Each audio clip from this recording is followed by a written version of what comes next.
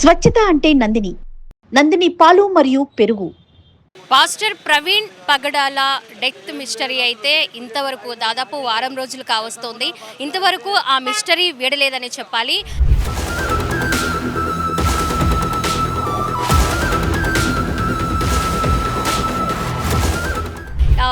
24వ తేదీ హైదరాబాద్లో ఏ టైంకి ప్రవీణ్ పగడాల స్టార్ట్ అయ్యారు, విజయవాడ ఏ టైంకి చేరుకున్నారు అనే దాని మీద కూడా ప్రతి ఒక్క సీసీ కెమెరాని హైదరాబాద్ టు విజయవాడ వరకు పోలీసులు దాదాపు 200 కెమెరాలని పరిశీలించిన తర్వాత ఒక నిర్ధారణకైతే వచ్చారు.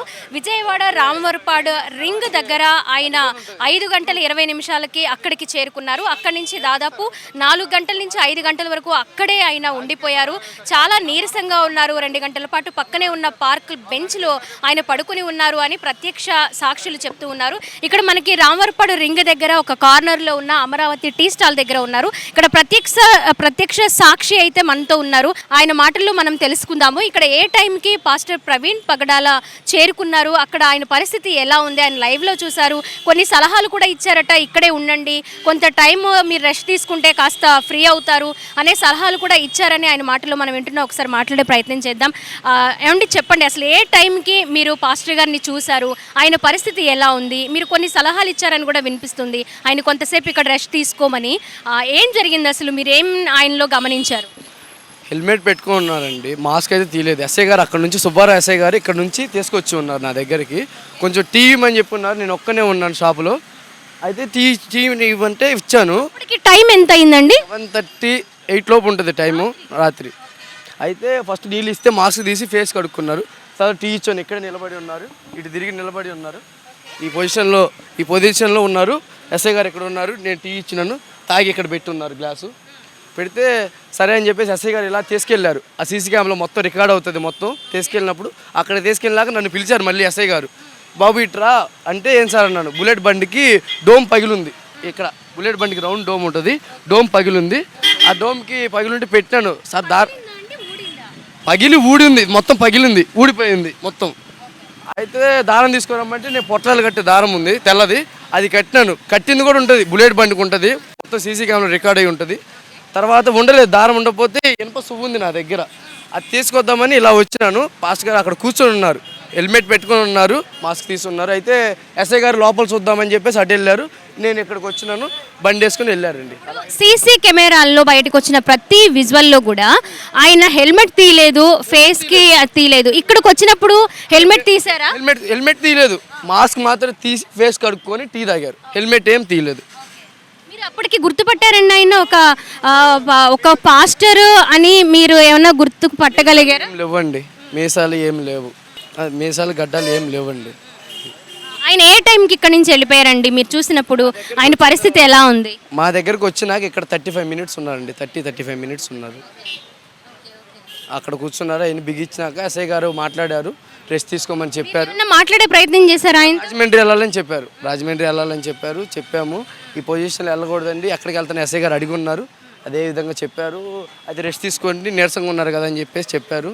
లేదు వెళ్ళాలని చెప్పి స్టార్ట్ చేసుకుని వెళ్ళిపోయారండి. అది జరిగింది 7:30-8 గంటల ప్రాంతంలో. మా దగ్గరికి వచ్చినప్పుడు మాత్రం ఒక 30-35 మినిట్స్ ఉన్నారు. మిగతా టైంలో అక్కడ నుంచి తీసుకొచ్చారని చెప్పి ఎస్ఐ గారు అన్నారు.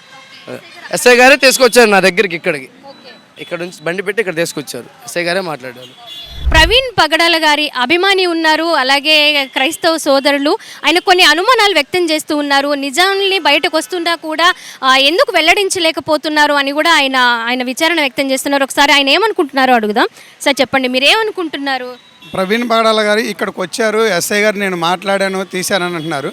మరి హెల్మెట్ పగిలిపోయి ఉంటే ఆయన ఇక్కడ పడిపోయాడంటే ప్రతి వారిని కూడా ఇలా ఎంక్వైరీ చేసి సార్ మీరు ఎవరైనా అడగరు కదా పోలీసులు. అది ఎక్కడి నుంచి వచ్చారు ఏంటని తెలిసినప్పుడు ప్రతి సీసీ కెమెరా ఉంటుంది. ఇటు చూస్తేనేమో బెంజ్ సర్కిల్ సీసీ కెమెరా ఉంటుంది, ఇటు వస్తేనేమో మన బిఎస్ఎన్ ఆఫీస్ దగ్గర సీసీ కెమెరాలు ఉంటాయి. మరి ఎన్ని పరిశీలిస్తే ఆయన ఎలా వచ్చాడు ఏంటి అనేది తెలిసింది కదా. ఇక్కడ 7 గంటలప్పుడు చూస్తేనేమో ఈ రామవరపాడు సర్కిల్లో ఖాళీ ఉండదు టీ క్యాంటీన్. ఈ క్యాంటీన్ అతను చెప్పేదాన్ని బట్టి చూస్తుంటేనేమో 7 గంటలప్పుడు నేను ఖాళీగా ఉన్నానండి, ఒక్కనే ఉన్నాను అని చెప్పుకొస్తున్నారు. అది ఎంతవరకు నిజమని? అంటే ఇక్కడ టీ స్టాల్ వాళ్ళు కూడా అబద్ధం చెప్తున్నారని మీ ఉద్దేశమా? మరి అది ఎలా నిర్ధారించగలం మనం? ఎంతవరకని ఇప్పుడు దాన్ని అలా కావాలని క్రియేట్ చేసుకొని మాట్లాడిచ్చారా, లేకపోతే యూట్యూబ్లో కూడా రన్ అవుతుంది ఆయన ఏదో కొంతమంది తాగున్నారని. ఇవన్నీ సాధారణ మనిషి కూడా తాగడం. ఎవరు కూడా చర్చికి వెళ్ళే వాళ్ళు క్రైస్తవులు ఎవరైనా సరే నార్మల్ వ్యక్తి కూడా వెళ్ళి మందు బాటిల్ తీసుకొని తాగడం పడిపోయే స్థితి చేయరు. ఎందుకంటే అవమానానికి సిగ్గుకి కొంచెం భయపడతారు. అలాంటిది ఒక పాస్టరు 2 రాష్ట్రాల్లో బాగా సువార్థికులు దైవజనులు, అది కాక అతను అలాంటి వ్యక్తి వెళ్ళి ఇలా ప్రచారం చేయడం అనేది కరెక్ట్ కాదనేది మా యొక్క ఇలాంటివి చేస్తే రాష్ట్రాల్లో ఉన్న చాలామంది క్రైస్తవులకు కానీ ఇంకొకరికి కానీ క్రైస్తవులనే కాదు చాలామంది కొంతమంది జీవితాలు మార్చుకోవడానికి కూడా క్రైస్తవులుగా వచ్చి మార్పు చెందిన వాళ్ళు చాలామంది ఉన్నారు. అటువంటి మా మనోభావాలు దెబ్బతింటాయని చెప్పేది మా యొక్క అభిప్రాయం. ఫైనల్గా మీరు ఏం కోరుకుంటున్నారండి? ఫైనల్గా అయితే దీని వెనకమాల ఉన్న కోణం ఏంటనేది పోలీసులు తొందరగా ఛేదించి దాని పోస్ట్ మాస్టర్ రిపోర్ట్ బయటపెట్టి వాళ్ళకి శిక్ష పడితే బాగుంటుంది అనేది మా ఇది. కక్షపూరితమైన విధం కాదు మా క్రైస్తవం అనేది, క్షమించి వదిలేయచ్చు. కానీ ఇంకొకరికి జరగకూడదు ఇలాంటిది. ఏదో ఒక మణిపూరో లేకపోతే ఒక గుజరాత్లోనే జరిగినాయి, ఇప్పుడు ఇవాళ ఆంధ్రాలో జరుగుతున్నాయి అంటే అది ఒక రకంగా మనం చూడాల్సిన విషయం.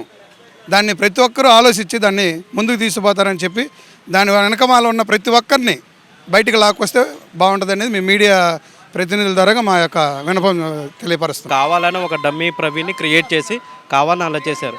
ఇంకోటి ఆయన 11:30కి మందు తీసుకున్నట్టుంది. మందు తీసుకున్న తాగి ఆ బాటిల్ పడేయాలి కదా ఎవరైనా.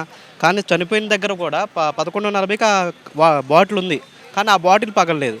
ఆయన ఆ బాటిల్ పెట్టుకోవడానికి ప్లేస్ ఉండాలి కదా, ట్యాంక్ కవర్ ఉండాలి కదా. ట్యాంక్ కవరే లేదు బండికి.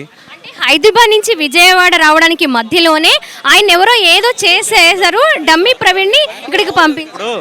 ఆయన మందు తాగాడు అనుకుంటే మందు తాగిన బాటిల్ ఎవడైనా పడేస్తాడు కదా. సీన్ ఆయన చనిపోయేదాకా బాటిల్ ఎలా పట్టుకొని డ్రైవింగ్ చేస్తాడు? బ్యాగ్లో పెట్టుకొని ఎవడైనా పడేస్తాడు, మందు తాగాడు ఎవడైనా పడేస్తాడు దాన్ని. కానీ ఎలా పట్టుకొని ఆ సీన్ క్రైమ్ దాకా ఎలా తీసుకొచ్చారు? అక్కడ ఫోటోల్లో ఆల్రెడీ బాటిల్ ఉంది. ఈయన కావాలని మందు తాగి చనిపోయాడని చెప్పడానికి మాత్రమే కావాలని ఆ బాటిల్ అక్కడ పెట్టేశారు. ఇప్పుడు ఆయన బైక్ మీద ఎన్ని సిగ్నల్స్ మారారు, ఎన్ని టోల్ గేట్స్ మారారు, కార్లు అడ్డొచ్చాయనే విజువల్స్ అయితే బయటకు వచ్చాయి. ఆయన ఎవరైనా ఆయన్ని ఢీ కొట్టి ఒక కార్ ఏదైనా లేదా లారీ ఇలా జరిగి ఆయన పడిపోవడం అనే విజువల్ మాత్రం ఎక్కడ బయటికి రాలేదు. దానిపై మీరేమంటారు? ఆయన ఎక్కడో చంపేసి ఉండొచ్చు. ఆ చంపేసిన బాడీ అక్కడ పెట్టేసి ఈయనలాగా ఉండే ఒక ప్రవీణ్ని క్రియేట్ చేసి ఈయన యాక్సిడెంట్ అయినట్టుగా చూపించి ఆ బండి ఆయన మీద పెట్టడం జరిగింది. అది జరిగింది. ఆయన తాగినట్టు ఆయన ఇప్పుడు అది కనీసం ప్రాణాలు, ఇప్పుడు ఆ మనిషి ప్రాణం పోయేంత యాక్సిడెంట్ అయితే ఆ బాటిల్ పగలాలి, స్పెట్స్ పగలాలి, అవి ఏం పగలలేదు. ఆ మనిషి ప్రాణం పోయింది. ఎలా పోయింది? అది అంత ఈజీగా ఎలా పోతుంది? ఆయన హెడ్లైట్ లేకుండా ఎంత స్పీడ్ 70 మీద పడుతుంది, 60 మీద అయితే దెబ్బలు తగులుతాయి. కానీ ఆయన చనిపోయాడు కావాలని. ఆయన ఆల్రెడీ చంపేసే ఒక డమ్మీ ప్రవీణ్ని క్రియేట్ చేసి అక్కడ అలా యాక్సిడెంట్ చేసినట్టుగా ముందు నుంచే సీన్ కన్స్ట్రక్షన్ చేసుకొని చూపించారు. ఒకవేళ ఇక్కడ 7 గంటలు, నిజంగా 7 గంటలు 7:30 ప్రాంతంలో అయితే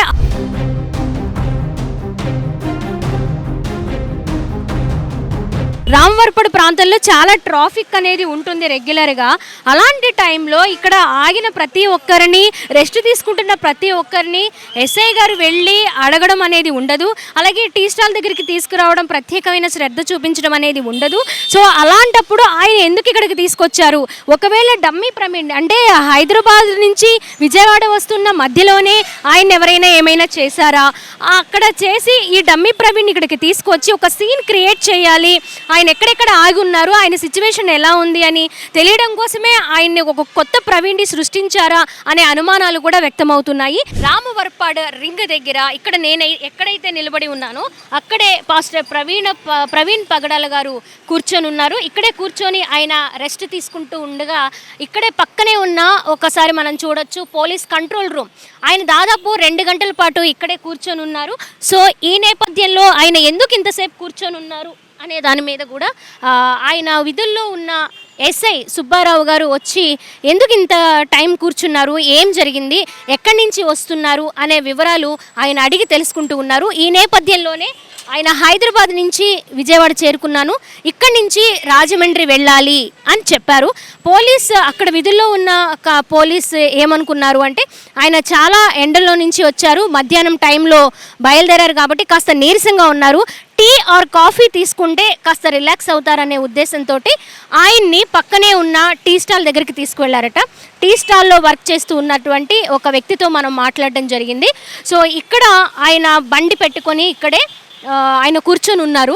ఆ బండికి అప్పటికే ఆయన హైదరాబాద్ నుంచి విజయవాడ చేరుకుంటున్న మార్గం మధ్యలోనే ఆ లైట్ అనేది ఊడిపోయి ఉందట. అది దారంతో కట్టడానికి ప్రయత్నం చేశానని కూడా వాళ్ళు చెప్తూ ఉన్నారు. అయినా కూడా అది నిలబడలేదు.